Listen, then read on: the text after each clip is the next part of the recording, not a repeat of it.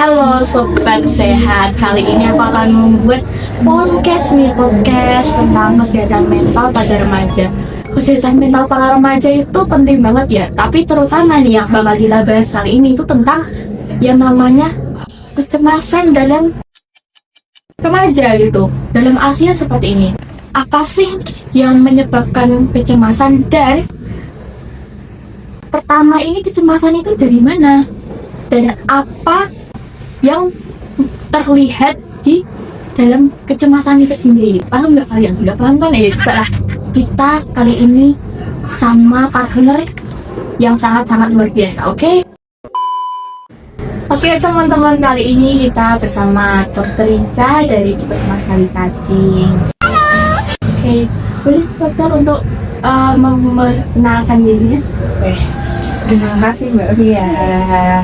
Assalamualaikum, perkenalkan nama saya Dr. Rinca Puji Astudiningsih. Saya bekerja sebagai dokter umum di Puskesmas Kalicacing. Pengalaman saya 2 tahun saya memegang program kesehatan jiwa di wilayah Puskesmas Kalicacing. Mungkin cukup itu aja. Oh, sebelumnya itu mau tanya dulu nih dokter. Oke. Apa namanya, pengalamannya itu maksudnya di sebuah sekolah atau di masyarakat ini? Baik, jadi kalau di Puskesmas Kalicacing itu kita berarti yang ada di wilayah situ, baik di sekolah, mungkin ada gangguan kesehatan jiwa pada remaja, gangguan kesehatan jiwa pada masyarakat, pada anak-anak mungkin, itu memang semuanya masuk di kita. Jadi kita sebagai penapisan awal dari masalah kesehatan jiwa.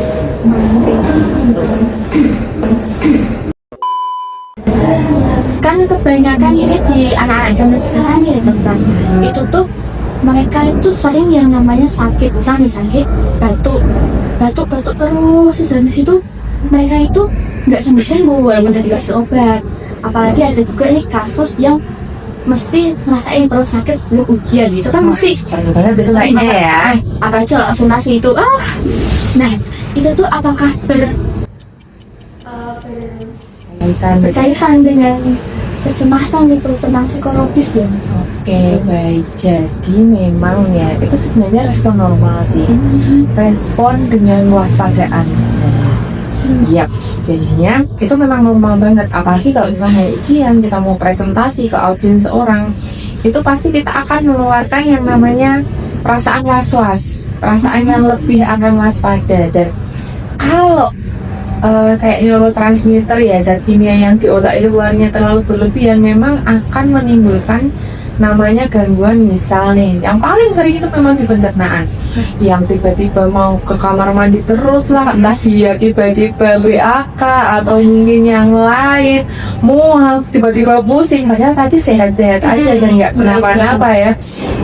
Gugup, nervous itu pasti. Cuman di situ kan memang kita harus bisa manajemen stressor itu sendiri. Kalau kan biasanya tadi kan disebutkan ada dewasa, anak-anak, remaja. Nah kita lebih ke yang remaja dulu ya dokter ya. Oke. Di sini tuh kalau remaja itu yang sering ditemuin itu gejala fisik yang seperti apa kalau yang menuju ke arah kecemasan itu? Baik. Jadi kalau di remaja sendiri yang paling sering mereka itu yang dialami sering nyeri kepala. Nyeri kepala? Oh berarti lebih dominan nyeri kepala daripada perut ya? Ya, ada sendir-sendir gejalanya. Gitu. Betul. Jadi ada yang nyeri kepala, datangnya hanya dengan pusing, terus-terusan apa-apa pusing, dikit-dikit pusing. Ternyata setelah dicek pemeriksaan fisiknya ternyata bagus. Kita lanjutkan ke screening deh biasanya. Kita kan ada kayak lembar screeningan gitu. Dan ternyata nanti dia akan mententang-tentang di bagian-bagian yang merujuk ke kecemasan. Oh iya. Ya, salah satunya ada nyeri kepala. Kemudian gangguan pencernaan. Gangguan pencernaan itu bisa dengan rasa mual muntah, rasa tidak nyaman atau tidak enak di perut gitu, atau mungkin dia ada gangguan ke belakang atau gangguan BAB-nya seperti itu. Jadi kita juga sudah mulai mengarah ke kecemasan juga. Apa nih? Nanti kita akan gali di situ. Oh alah, jadi itu kemarin tuh sempat ini ya itu kan juga megang laporannya itu. Ini apa ini kok kayak tes-tes seperti ini ternyata emang ada dari puskesmasnya juga. Ada, memang di puskesmas itu memang kita fokusnya di pencegahan ya. Oh iya. Yes, kalau pencegahan berarti kita harus melakukan penapisan dulu dong atau screening dong. Nah, di kesehatan jiwa itu pun baik anak-anak, dewasa, remaja itu kita ada screeningnya masing-masing. Jadi kita akan melakukan screening. Biasanya kita melakukan minimal 1 tahun sekali. Oh gitu. Jadi itu emang udah program dari Itu memang sudah Iya. program. Oh, iya.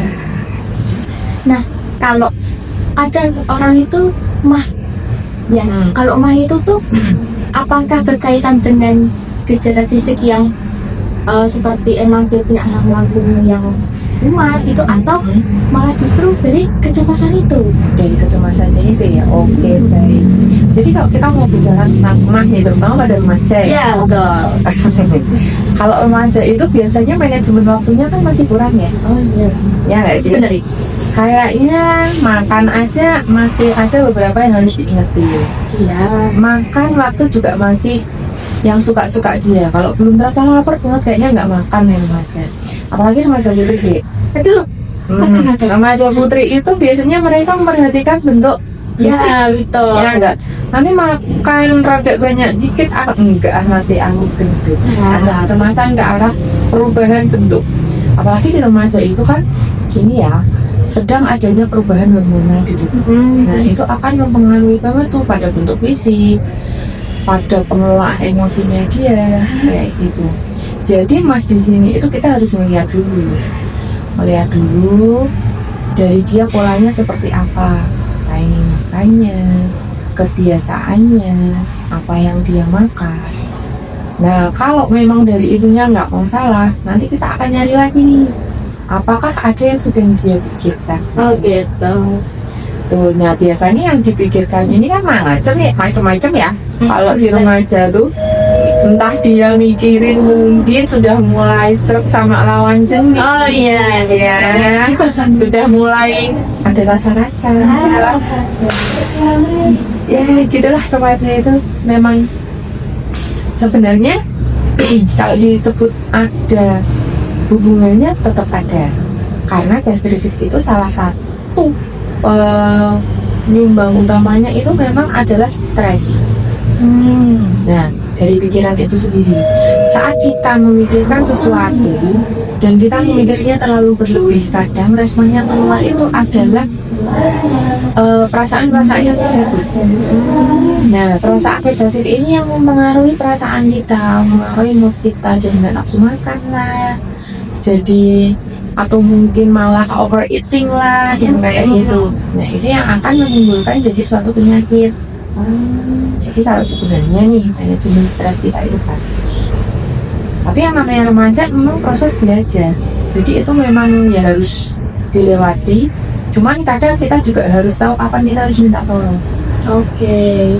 Benar atau enggak nih, dokter, kalau remaja itu rentan banget ngalamin fisik karena stres, dan itu biasanya kenapa mereka tuh bisa stres dan sampai ngarah ke gejala fisiknya itu? Oke, jadi dia ada gangguan di fisik gitu ya. Padahal penyebab utamanya sebenarnya stres gitu ya. Oke, kalau di remaja mengapa kayak gitu? Karena satu, jelas ada perubahan. Perubahan apa? Perubahan fisik, iya. Dari anak-anak ke remaja menuju dewasa. Kan ini gap ya, peralihan ya ini ya. Dari fisik jelas akan beda.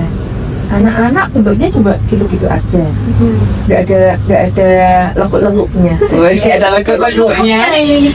Kulit juga masih yang biasa-biasa aja, ya nggak. Tapi kalau udah remaja mulai muncul yang namanya jerawat, kulit berminyak, ya nggak. Kalau cowok perubahan suara, cewek juga ada perubahan tubuh kan.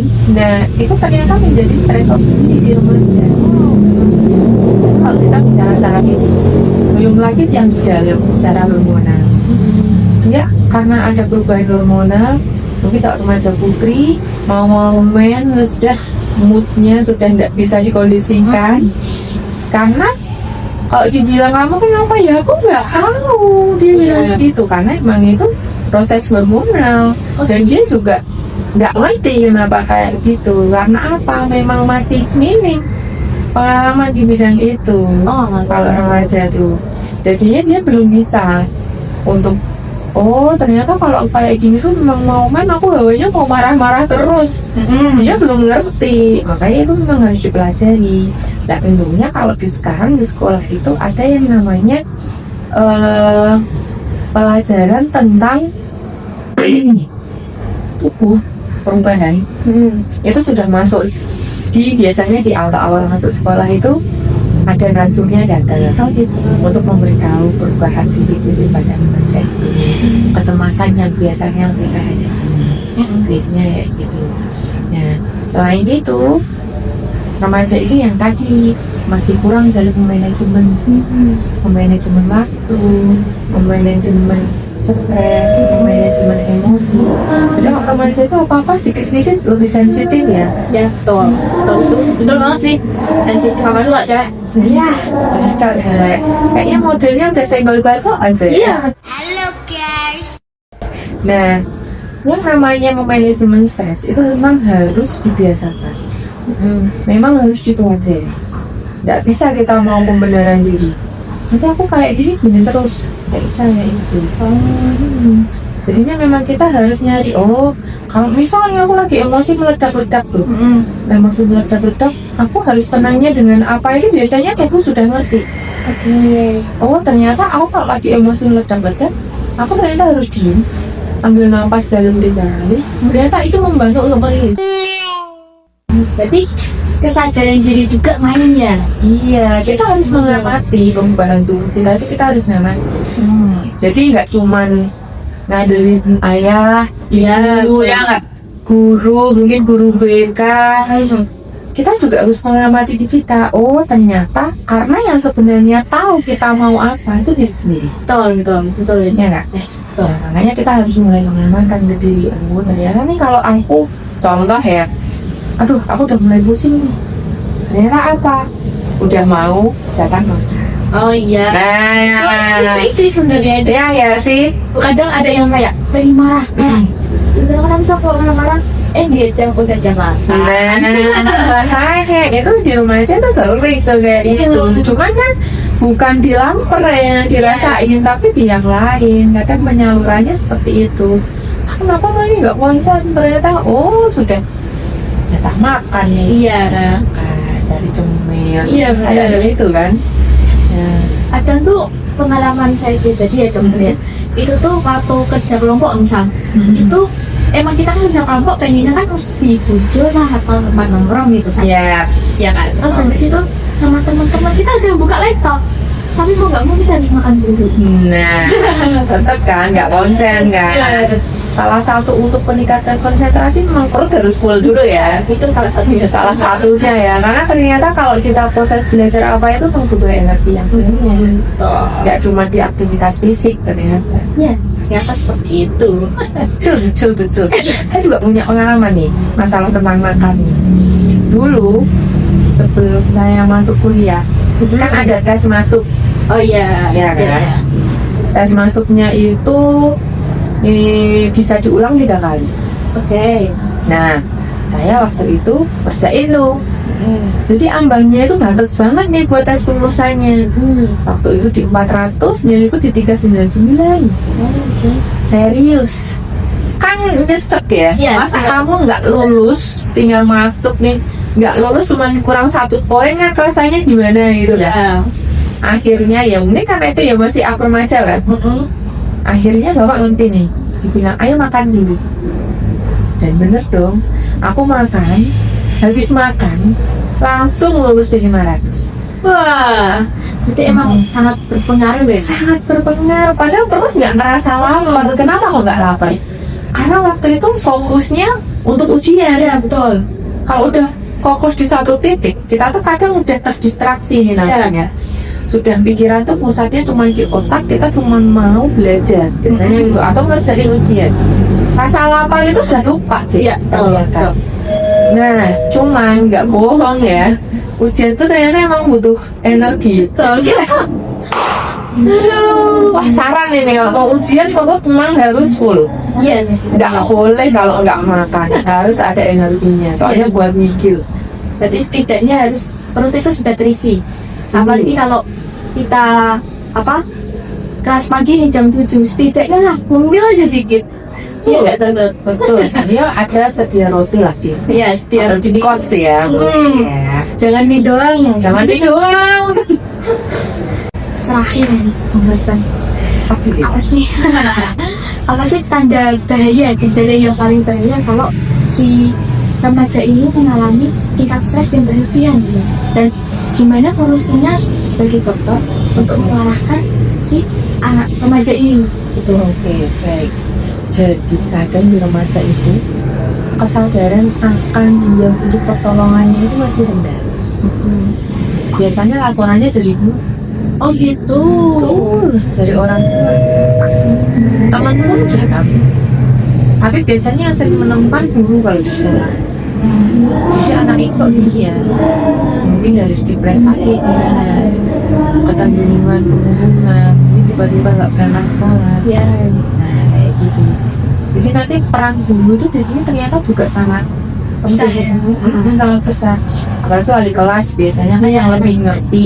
Ya lebih prof gitu ya. Yang lebih ngerti, oh anak didik dulu kayak gini, karakternya tuh kayak gitu.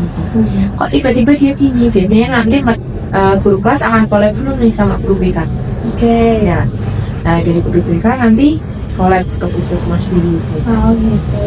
Betul. Jadi memang karena kesadarannya itu masih rendah, pengetahuan tentang kesehatan jiwa di anak-anak itu juga masih rendah ya menurut saya. Jadi alangkah baiknya sih kapannya itu ketika kamu merasa tidak enak di badan, entah sakit apapun itu, komunikasikan. Oke. Mau sakit apapun itu, mau kamu dibilang kadang nih ya, kalau kita cerita ke orang tua, pusing terus mah, entah deh kita. Kamu pusing terus, palingan juga cuma ini. Tetap dikomunikasikan, meskipun mungkin jawabannya mengecewakan, tetap dikomunikasikan biar diantar. Oke. Diantar ke fasilitas kesehatan. Kadang emang banyak mahasiswa atau ya kalau di lingkungan saya ya, mahasiswa itu emang kalau kamu tuh kayak ya mau sakit gimana ya, soalnya kita harus berangkat jadi kayak beda lah nggak apa-apa loh, sakit paling juga ada yang peduli dan banyak apalagi anak kos gitu, anak Nah, kesadarannya itu di situ. Padahal kayaknya nih, kalau yang namanya di universitas itu ada kliniknya deh. ya tapi Iya nggak? Padahal bisa loh tinggal datang ke ya sini. tinggal datang dan itu udah BPJS nggak bayar ya. Nah, sudah nggak pusing-pusing mengeluarkan Iya. biaya. Tinggal datang, konsultasiin aja. Mau sakit apapun, mau seberat atau seringan apapun, monggo. Karena emang sudah difasilitasi. Ya Sedangkan fasilitas itu. jadi kayak merasa walaupun pusing dikit aja itu tuh setidaknya harus dikomunikasikan di dokter ya. Betul. Kalau enggak takutnya itu nanti malah jadi Ada bagian yang lain. malah merembet ke yang lain. Nah, Gitu. kalau pusingnya karena lapar, mungkin coba makan dulu ya, Dek, ya. Ya. Iya. Misalnya ada pusing, aduh aku pusing, coba makan. Kalau misalnya makan masih pusing, Nah, berarti kan memang mau pusing yang lain ya. kalah gitu. Oke, jadi mungkin segini aja ya dokter ya. Terima kasih banyak udah menyempatkan waktunya, udah difasilitasi di aula puskesmasnya sampai akhir. Mantap ya. Ya Allah ya, sudah diberi dukung sangat-sangat Sukses Mbak Dia. Jadi kesimpulannya ya guys, ininya kalau kalian ini punya yang namanya sakit atau ya mengalami kayak pusing, mah atau semacamnya gitu, bisa dikomunikasikan dulu otomatis ya dokter ya. Tuh, dikomunikasikan dulu apakah ini tuh karena emang tadi ya Karena lapar. ya, Karena memang sakit fisik atau mungkin sakit mentalnya. setidaknya kita ungkapkan dulu agar nanti Oh. dapat bimbingan ke arah yang benar gitu. Yes. Oke, mungkin Ada kata-kata dokter untuk audiens? Oke, ini kata-katanya untuk para remaja nih, wes. Sebenarnya tidak apa-apa kita itu merasa lelah atau kita merasa sedih dan kita meminta bantuan, itu tandanya kita itu kuat, kita umum kepada diri kita. Jadi tidak perlu malu, gitu ya. Karena sebenarnya dengan kita bisa berpikir positif, kita berpikir tenang, itu adalah kuncinya untuk sukses. Oke, jadi sekian ya guys podcast hari ini. Bersama di podcast selanjutnya kalau ada. Oke, terima kasih dokter. Terima kasih, Cynthia. Sukses selalu. Oke. 다음에 또